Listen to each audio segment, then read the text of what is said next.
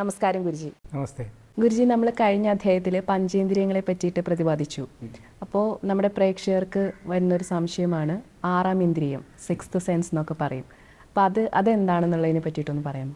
ആറാം ഇന്ദ്രിയം അല്ലെങ്കിൽ അതീന്ദ്രിയം എന്ന് പറയും.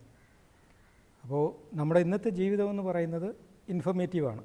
കണ്ടു, കേട്ടു, മണത്തു, രുചിച്ചു, സ്പർശിച്ചു, ഇങ്ങനെ ടാഞ്ചിബിളായിട്ടുള്ള ഒരു തലം മാത്രമാണ് നമുക്കിപ്പോഴറിയാവുന്നത്. എന്നാൽ നമുക്കറിയാം, ഈ ശരീരം എടുക്കുന്നതിന് മുമ്പ്, അതായത് അമ്മയുടെ വയറിൽ നമ്മളൊരു ഏകകോശജീവിയായി വരികയും ആ കോശങ്ങൾ പിന്നെ മൾട്ടിപ്ലൈ ചെയ്ത് ഇന്നത്തെ ഒരു ജീവിയായി മാറി കണ്ണും മൂക്കും നാക്കും ചെവിയും ഒക്കെ ഉണ്ടായി പുറത്തു വന്ന് ജീവിക്കുന്നു. ആ കോശം എടുക്കുന്നതിന് മുമ്പ് നാം എവിടെയായിരുന്നു? അതൊരു ചോദ്യം ഇപ്പോഴും ബാക്കിയാണ്. അത് നമ്മുടെ ആധുനിക ശാസ്ത്രത്തിൽ അതിന് മറുപടിയില്ല. ഇനി അതുപോലെ തന്നെ നമ്മുടെ മരണശേഷം ഈ ശരീരം ഒരു ദിവസം വീഴും. അപ്പോൾ മരിച്ചു കഴിഞ്ഞാൽ എൻ്റെ ആ ജീവൻ, ഞാനെന്ന ബോധം എങ്ങോട്ട് പോകും? ഇല്ലേ? അതിനും ഇന്ന് വരെ ആരും മറുപടി പറഞ്ഞിട്ടില്ല. എന്നാൽ പറയാൻ കഴിയുന്നില്ല എന്നതുകൊണ്ട് അതിന് മറുപടി ഇല്ല എന്ന് അർത്ഥമില്ല.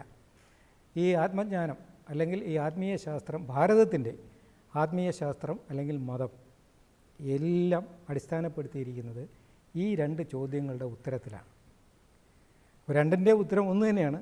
ഒന്നുകിൽ നമ്മൾ ജനനം എന്തെന്നറിയണം, ഇല്ലെങ്കിൽ മരണം എന്തെന്നറിയണം.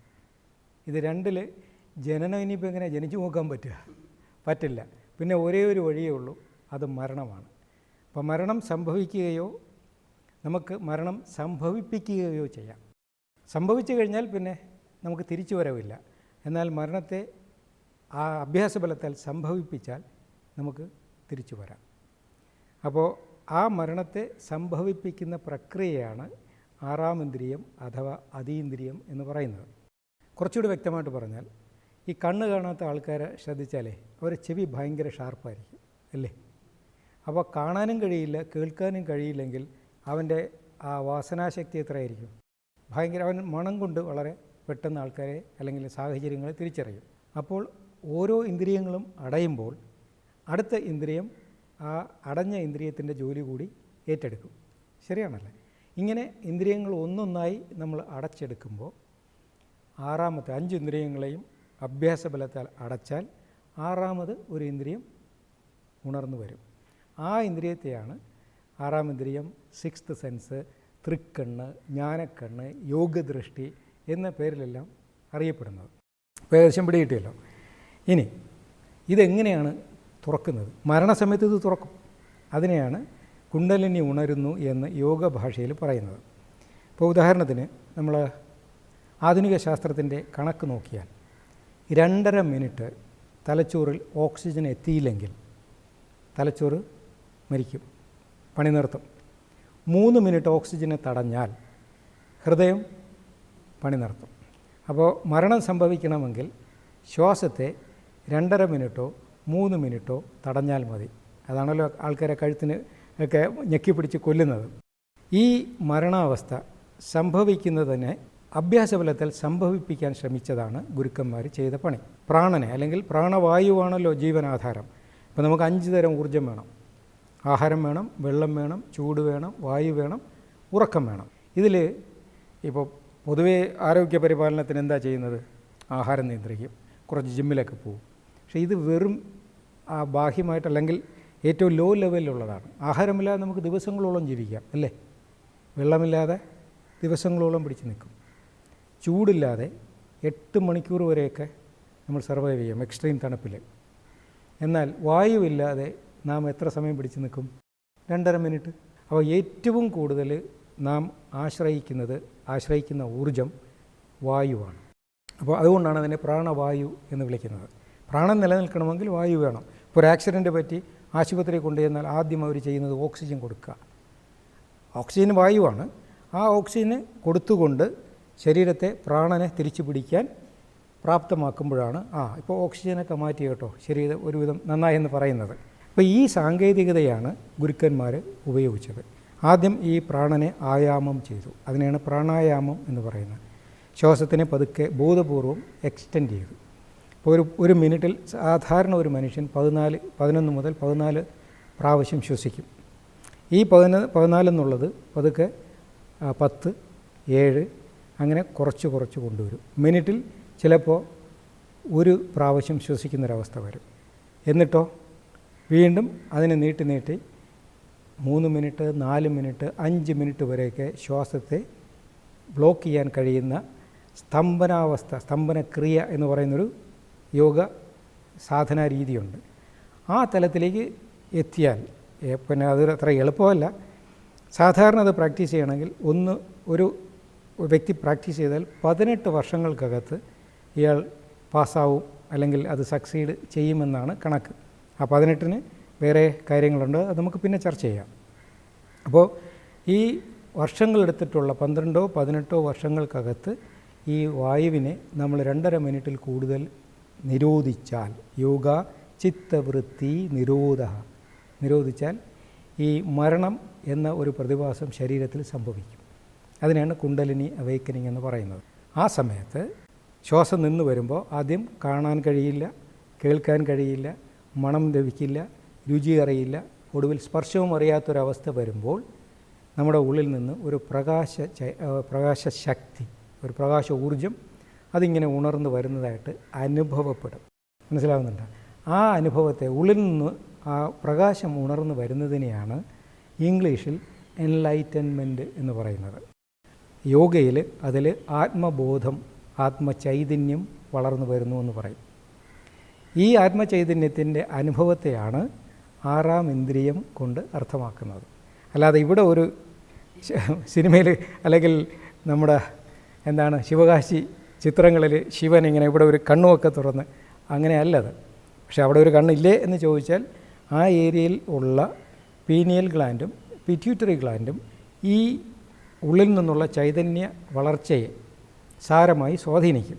അതുകൊണ്ടാണ് ഈവൻ സ്ത്രീകളോട് ഇവിടെ കുങ്കുമം തൊടാൻ ആചാര്യന്മാർ ഉപദേശിച്ചത്, പുരുഷന്മാരോട് ചന്ദനം തൊടാൻ പറഞ്ഞത്. അത് ഈ 6-ാം ഇന്ദ്രിയം ആക്റ്റീവ് ആക്കുന്നതിൻ്റെ ഒരു ഓർമ്മപ്പെടുത്തലാണ്.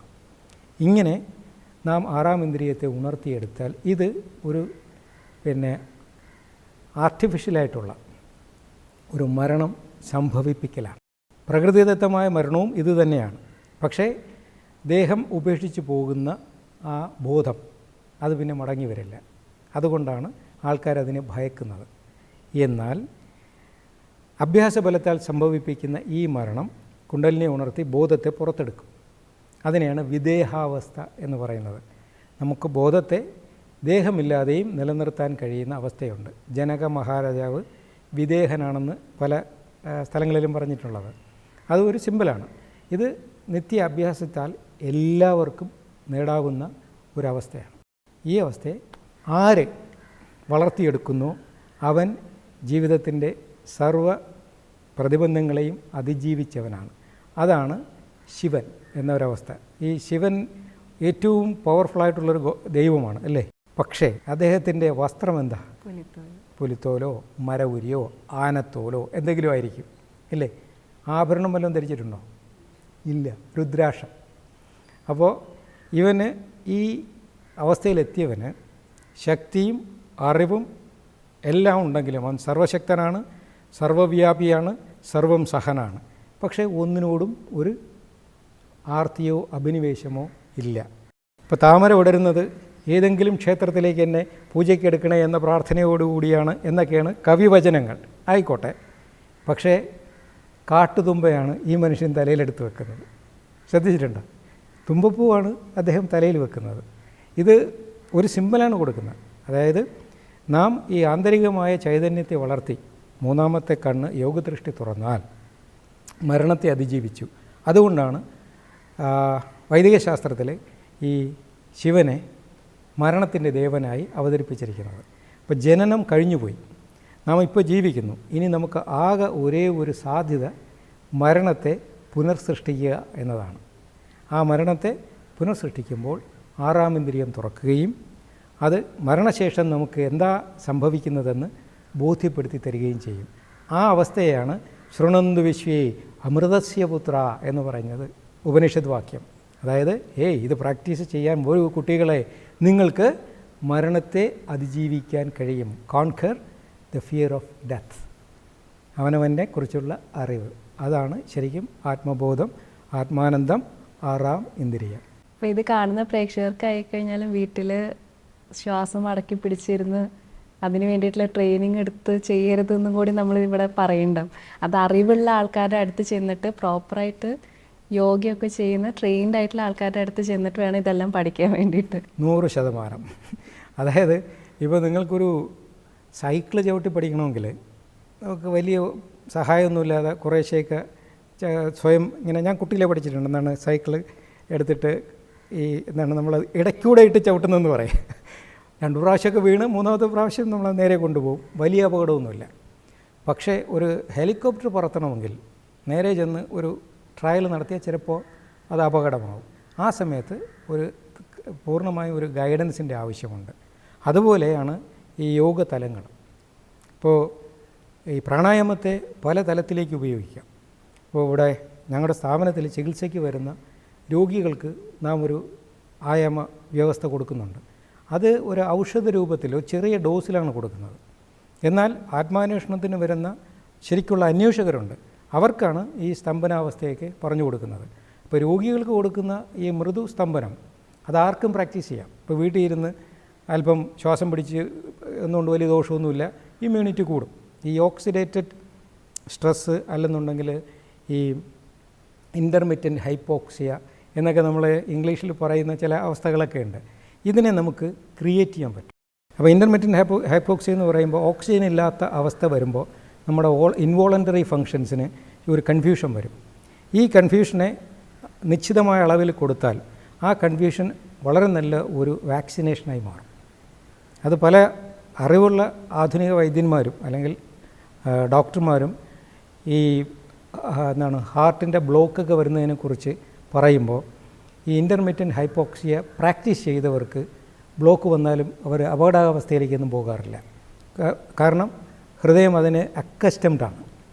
അതുപോലെ സ്ട്രോക്കൊക്കെ ഇൻ കേസ് സാധാരണ അവർക്ക് വരാറില്ല, വന്നാൽ തന്നെ ചികിത്സ വളരെ എളുപ്പമാണ് അവരിൽ.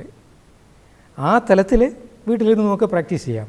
അതിനപ്പുറത്തേക്ക് പോവുകയാണെങ്കിൽ അത് അനുഭവസ്ഥനായ ഒരു ഗുരുവിൽ നിന്ന് തന്നെ പഠിക്കണം. അതാണ് ഗുരുപതിഷ്ഠേണ. ഇപ്പോൾ ഹഠയോഗ പ്രദീപിക, ഖേരണ്ഡ സംഹിത, ശിവജ്ഞാന ദീപിക, ഇങ്ങനെ പല പുസ്തകങ്ങളും ഈ യോഗ അല്ലെങ്കിൽ ഈ മരണത്തെ സംഭവിപ്പിക്കുന്ന യോഗമാർഗത്തെക്കുറിച്ച് വിവരിക്കുന്നുണ്ട്. അവിടെയെല്ലാം കാതലായ സാധനയിലേക്ക് പോകുന്ന ശ്ലോകങ്ങൾക്ക് കീഴേ ഗുരുപതിഷ്ഠേണ എന്നെഴുതിയിട്ടുണ്ട്. അതായത് അത് ഒരു അനുഭവസ്ഥനായ ഗുരുവിൻ്റെ മേൽനോട്ടത്തിലേ പ്രാക്ടീസ് ചെയ്യാവൂ എന്നാണ് അതിൻ്റെ അർത്ഥം. ഗുരുജി, ഇപ്പോൾ നമ്മൾ യോഗയെ പറ്റി സംസാരിക്കുമ്പോൾ എന്താണ് ശരിക്കും യോഗ, ആരാണ് യോഗി, ആ ഒരു സംശയം എപ്പോഴും വരുന്നതാണ്. അപ്പോൾ അതിനെ പറ്റിയിട്ട് എന്താണ് ഗുരുജി പറയാനുള്ളത്? ഈ യോഗ എന്ന് പറയുമ്പോൾ ഇപ്പോഴും നമ്മുടെ മനസ്സിൽ വരുന്നത് തലകീഴാൻ നിൽക്കുക, പിന്നെ എന്തൊക്കെയോ അഭ്യാസങ്ങൾ കാണിക്കുക, ശരീരത്തെ ഇങ്ങനെ കണ്ടാൽ സംശയം വരുന്ന രീതിയിലേക്ക് ആക്കി വെക്കുക, ഇതൊക്കെയാണ് സാധാരണഗതിയിൽ യോഗ എന്നുള്ള രീതിയിൽ നമ്മുടെ മനസ്സിൽ വരുന്നത്. പക്ഷേ നാം എല്ലാവരും ജീവിക്കുന്നത് യോഗവിയോഗങ്ങളിലാണ്.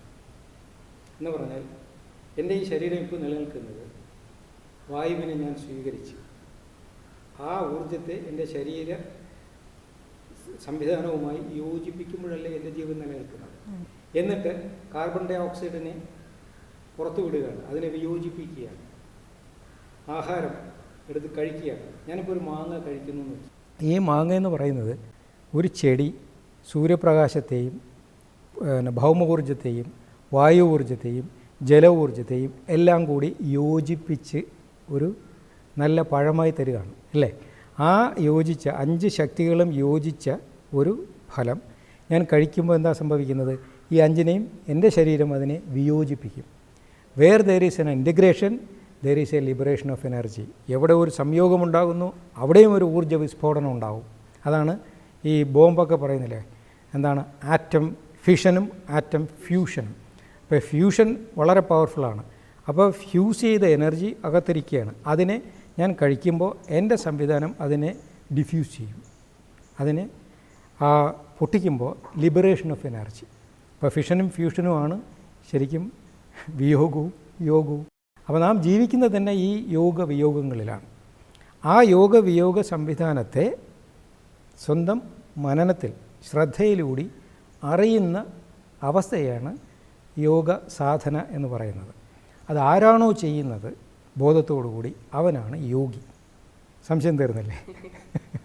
ഗുരുജി നേരത്തെ സംസാരിച്ചതായിട്ട് ചേർത്ത് ചോദിക്കുകയാണെങ്കിൽ ഒരു സംശയമാണ്, ഈ ജീവാത്മാവ് പരമാത്മാവ് ഇത് രണ്ടും വലിയ വാക്കായിട്ട് കേട്ടിട്ടുണ്ട്. സത്യത്തിൽ അതിൻ്റെ ഒരു അർത്ഥം എന്താണ്? ഈ ആത്മാവ് എന്ന വാക്ക് തന്നെ വളരെ നിഗൂഢമായൊരു വാക്കാണ് അല്ലേ? എല്ലാവരും എന്തൊക്കെയോ വിളിച്ച് പറയും. ആത്മാവിന് ഇന്ന് വരെ ഒരു നിർവചനം ആരും കൊടുത്തിട്ടില്ല. പ്രപഞ്ചത്തിൽ എന്തൊക്കെ നമുക്ക് ഇന്ദ്രിയങ്ങൾ കൊണ്ടറിയാമോ അതൊന്നും അല്ല ആത്മാവെന്നേ പറയാൻ പറ്റിയിട്ടുള്ളൂ. ഇപ്പോൾ ഒരു ഗ്രന്ഥത്തിൽ ഇത്രയാണ് പറയുന്നത്: സ്ഥൂല സൂക്ഷ്മ കാരണ ശരീര വിലക്ഷണ പഞ്ചകോശ വ്യതിരക്ത അവസ്ഥാത്രയ സാക്ഷി സച്ചിദാനന്ദ സ്വരൂപ ആത്മ. അപ്പോൾ കേട്ട് കഴിഞ്ഞാൽ എന്തൊക്കെയോ വലിയ. അപ്പോൾ സ്ഥൂല സൂക്ഷ്മ, കാണാനും കേൾക്കാനും കഴിയുന്ന സ്ഥൂലമായ ഒരു ടാഞ്ചിബിൾ അവസ്ഥ, സൂക്ഷ്മ ഇൻടാഞ്ചിബിൾ. അപ്പോൾ സ്ഥൂലവും സൂക്ഷ്മവുമായ, പിന്നെ കാരണം അതിൻ്റെ ഒറിജിനായിട്ടുള്ള എന്തെങ്കിലും കാരണമുണ്ടെങ്കിൽ വിലക്ഷണ, അതുമായിട്ടൊന്നും ബന്ധമില്ലാത്ത, പഞ്ചകോശ വ്യതിരക്ത. പഞ്ചകോശം എന്ന് പറയും ആയുർവേദത്തിൽ പറയും അന്നമയ കോശം, പ്രാണമയ കോശം, മനോമയ കോശം, വിജ്ഞാനമയ കോശം, ആനന്ദമയ കോശം. ഇങ്ങനെ 5 കോശങ്ങളിലായാണ് നമ്മുടെ ജീവബോധം നിലനിൽക്കുന്നത്. വ്യതിരക്ത, അതുമായിട്ടും ബന്ധമില്ല. അവസ്ഥാത്രയ സാക്ഷി, അതായത് ജാഗ്രത, സ്വപ്നം, സുഷുപ്തി. നമുക്കിപ്പോൾ നമ്മൾ രണ്ടുപേരും ജാഗ്രതാവസ്ഥയിലാണ്. ഇനി പകുതി ഉറങ്ങുമ്പോൾ സ്വപ്നമായി, പിന്നെ സുഷുപ്തി. അവസ്ഥാത്രയ സാക്ഷി, അതിനും സാക്ഷിയായിരിക്കുന്ന സച്ചിദാനന്ദ സ്വരൂപം, ഈ പ്രപഞ്ചം മുഴുവൻ നിറഞ്ഞു നിൽക്കുന്ന ഒരു ആനന്ദത്തെയാണ് ആത്മാവ് എന്ന് വിളിക്കുന്നത്. അപ്പോഴും കേൾക്കുന്നവന് കിളി പോവും അല്ലേ? ഇത്രയൊക്കെ അതിനെക്കുറിച്ച് പറയാൻ കഴിയും. അപ്പോൾ മോഡേൺ സയൻസ് പറയുന്നു there is no difference between micro and macro. Whatever is available in the universe is present in single cell. അവരും പറഞ്ഞു വെച്ചു, നിങ്ങളുടെ ഒരു ജീവകോശത്തിൽ ഈ പ്രപഞ്ചത്തിൽ എന്തൊക്കെ ഉണ്ടോ അതെല്ലാം സൂക്ഷ്മരൂപത്തിൽ അടക്കി വച്ചിട്ടുണ്ട്. ഈ ചക്കക്കുരുവില്ലേ, എത്രയുണ്ടത്? ഇതിനെ ഒന്ന് കുഴിച്ചിട്ടിട്ട് അനുകൂല സാഹചര്യങ്ങൾ കൊടുത്താൽ പിന്നെ അത് വളർന്നു വരുമ്പോൾ ആ പ്ലാവിൻ്റെ അവസ്ഥയൊന്ന് ആലോചിച്ച് നോക്കിയേ. അപ്പോൾ ഇത്രയും വലിയൊരു പ്ലാവിനെ ആയിരക്കണക്കിന് ചക്കകളെ ഉൽപ്പാദിപ്പിക്കാൻ കഴിയുന്ന ഒരു പൊട്ടൻഷ്യൽ ഈ സൂക്ഷ്മമായ അല്ലെങ്കിൽ ഇത്ര ചെറിയ ചക്കക്കുരുവിൽ ആരോ അടക്കി വച്ചിട്ടുണ്ട്, അല്ലെങ്കിൽ എങ്ങനെയോ അടങ്ങിയിരിപ്പുണ്ട്. അതാണ് ഈ പ്രപഞ്ചത്തെക്കുറിച്ച് പറയുന്നത്, അല്ലെങ്കിൽ ഇതാണ് ആത്മാവ്. ആ ചക്കക്കുരുവിനെയോ പ്ലാവിനെയോ നമുക്ക് ജീവാത്മാവെന്ന് വേണമെങ്കിൽ പറയാം, അല്ലെങ്കിൽ നമ്മുടെ ഈ ജീവനെ, ഈ ശരീരത്തെ ജീവാത്മാവ്. എന്നാൽ പരമാത്മാവ് എന്ന് ചോദിച്ചാൽ അത് ഈ പ്രപഞ്ചമാസകലം നിറഞ്ഞു നിൽക്കുന്ന ഒരു ഇൻഫിനിറ്റി, അനന്തമായ ഊർജ്ജമാണ്. അതിനെയാണ് പരമാത്മാവ് എന്ന് വിളിക്കുന്നത്. ഇതിനപ്പുറം ഒരു നിർവചനം ഇന്ന് വരെ ആരും കൊടുത്തിട്ടില്ല. പിന്നെ നമ്മുടെ പൗരാണിക ഗ്രന്ഥങ്ങളിൽ അണോരണീയാൻ മഹദോ മഹിയാൻ ആത്മാ ഗുഹായാം നിഹിതോസ്യ ജന്തു എന്നും പറഞ്ഞിട്ടുണ്ട്. മൈക്രോയും മാക്രോയും ഒന്ന് തന്നെയാണെങ്കിലും അത് ഓരോ വ്യക്തിയുടെയും ഉള്ളിൽ ഒരു രഹസ്യമായി ജീവിക്കുന്നുണ്ട്. അതിനെ കണ്ടെത്തണമെങ്കിൽ ഈ മരണത്തെ സംഭവിപ്പിക്കണം എന്നുള്ളതാണ് ആചാര്യ നിർദ്ദേശങ്ങളും, അല്ലെങ്കിൽ അത് അന്വേഷിച്ച് പോയ അവരുടെ അനുഭവങ്ങളും. അപ്പം ഞാനിത് എന്തുകൊണ്ടിത് പറയുന്നു എന്ന് ചോദിച്ചാൽ ആത്മാവിനെക്കുറിച്ച് നിർവചിക്കാൻ കഴിയില്ല എന്നുള്ളത് ഉറപ്പാണ്. എന്നാൽ എല്ലാവർക്കും അത് ആനന്ദിക്കാനും കഴിയും, അനുഭവിക്കാനും ആനന്ദിക്കാനും കഴിയും. ആർക്ക്? സാധന ചെയ്യുന്നവർക്ക്. ഇപ്പോൾ ആദര ചോദിച്ച ഈ ചോദ്യത്തിന് നല്ല ഒരു കഥാരൂപത്തിലാണ് പൊതുവേ ഇത് സംവേദനക്ഷമമാക്കിയിട്ടുള്ളത്. അതായത് ഒരു സമൂഹം ഉണ്ടായിരുന്നു, ഉപ്പുകൾ കൊണ്ടുണ്ടാക്കിയ, അല്ലെങ്കിൽ ഉപ്പ് പാവകൾ കൊണ്ടുണ്ടാക്കിയ ഒരു സമൂഹം. ആ സമൂഹത്തിൽ ഒരു കച്ചവടക്കാരനുണ്ടായിരുന്നു, ഉപ്പ് കച്ചവടക്കാരൻ.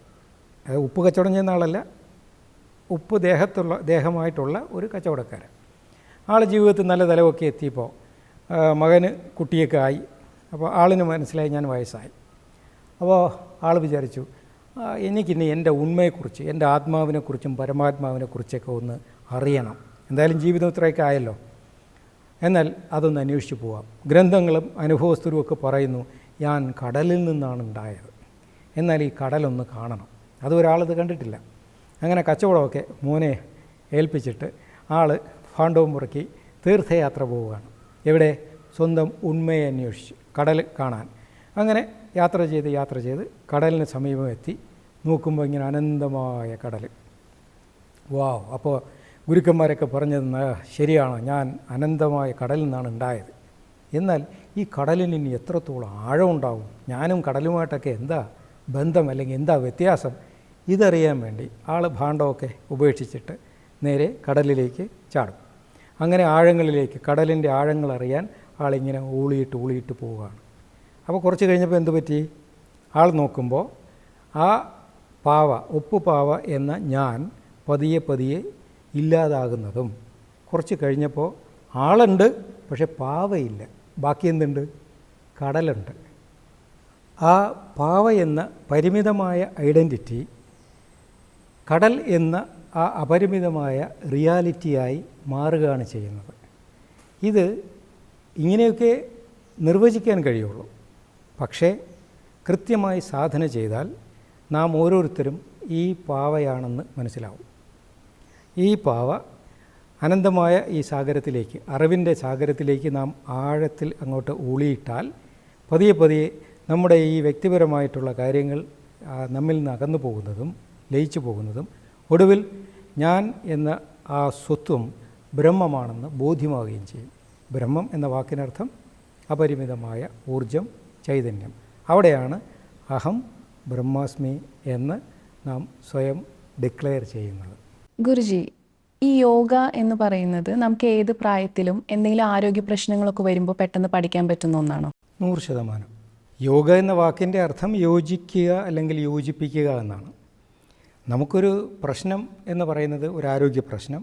അത് ശാരീരികമാകാം, മാനസികമാകാം, ആത്മീയമാകാം, സാമൂഹികമാകാം. ഏതായാലും പ്രശ്നമാണ്. അതിൻ്റെ പരിഹാരം സത്യത്തിൽ എവിടെന്നാണ് തെളിഞ്ഞു വരേണ്ടത്? നമ്മിൽ നിന്ന് തന്നെയാണ്. അപ്പോൾ നമ്മുടെ പ്രതിരോധശേഷി നഷ്ടമാകുമ്പോഴോ കുറയുമ്പോഴോ ആണ് നമുക്ക് രോഗപീഠ ഉണ്ടാകുന്നത്. അതിനെ പ്രതിരോധിക്കാൻ നമുക്ക് ഈ കുറഞ്ഞ പ്രതിരോധ ശേഷിയെ വളർത്തിയെടുക്കണം. അതിനെന്താ വേണ്ടേ? മനസ്സ് ഈ പ്രശ്നവുമായി യോജിക്കണം. ഇപ്പോൾ നമ്മുടെ റൂമിനകത്ത് ഒരു പാമ്പ് കയറി എന്ന് ആരെങ്കിലും പറഞ്ഞാൽ അതൊരു പ്രശ്നമാണ്, ശരിയല്ലേ? ആ പ്രശ്നത്തിന് പരിഹാരം എങ്ങനെയാണ്? നമ്മുടെ ശ്രദ്ധ ആ റൂമിനകത്ത് പോയിട്ട് ആ പാമ്പിനെ തിരഞ്ഞതിനെ കണ്ടുപിടിച്ചിട്ട് അതിനെ എങ്ങനെയാണ് പുറത്താക്കേണ്ടത് എന്ന് ചിന്തിച്ച് ആ പ്രവൃത്തിയിൽ ഏർപ്പെടണം, ശരിയല്ലേ?